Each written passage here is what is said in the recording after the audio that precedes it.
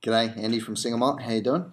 Today I'm going to taste Hellyers Rd Single Malt Whiskey aged 10 years.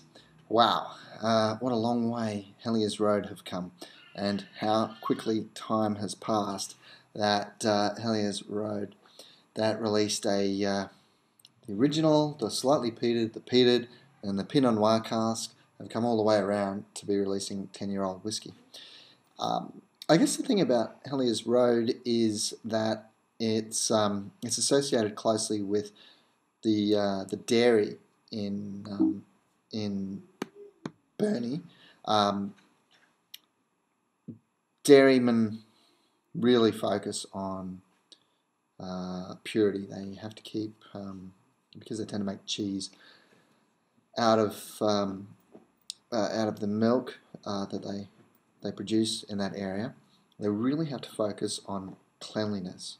So that philosophy gets transferred through to the whiskey and the whiskey making. So a lot of the fittings are all dairy-based fittings, and their processing with HACCP or HACCP is very much dairy-based, but they've brought this into their philosophy of making single malt whiskey.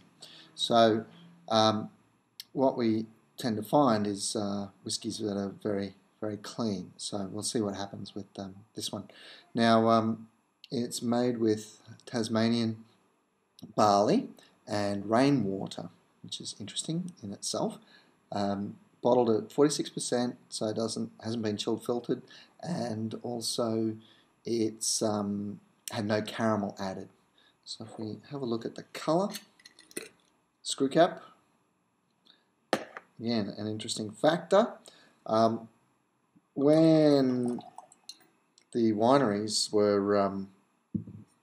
went through this process about 10 years ago to change over from cork, they were finding that 1 in 10 or 12 bottles, 1 in a dozen bottles, was actually affected by cork taint.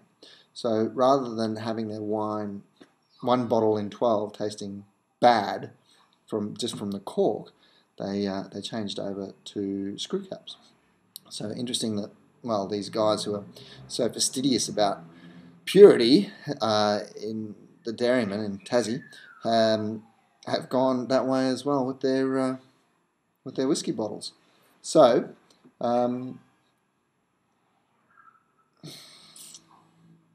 look, a very clean whiskey, unsurprising. Very citrus driven, lovely lemon zest, and some of the vanilla coming through from the American oak, which is charred barrels on the inside rather than toasted. And also we have a nice barley. It's not a sweet whiskey at all. Actually, it's a very citrusy whiskey. I love it. Really nice and lemony lime. It's more of your margarita kind of whiskey. It's lemon lime sort of flavors and a really nice creamy middle palate that comes through. It's very soft and broad, but not broad. It's estery. It's got a really nice mouthfeel and a really good long lingering finish. Oh, yum!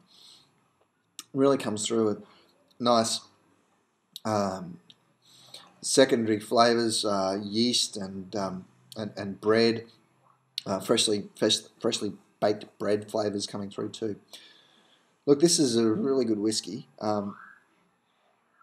It's a real testament to how far Australia has come as a whiskey producing nation since they changed the distilling laws to allow distillers in 1992, or micro distillers, I guess, in 1992. These guys produce this in sufficient quantity that it's a commercial whiskey, meaning it's produced in such quantities that they can actually fill containers and send it overseas. I know that they have it past the liquor board in Canada, so they're exporting containers of this over to Canada and France which is a wonderful thing. If you're watching this and you're not in Australia, you might actually be able to get this Australian whiskey if you're very lucky, if you're enough to live in Canada or France. Otherwise, you'll be lucky enough to live in Australia, and you'll be able to enjoy this whiskey because it's crack-a-lackin'. Cheers.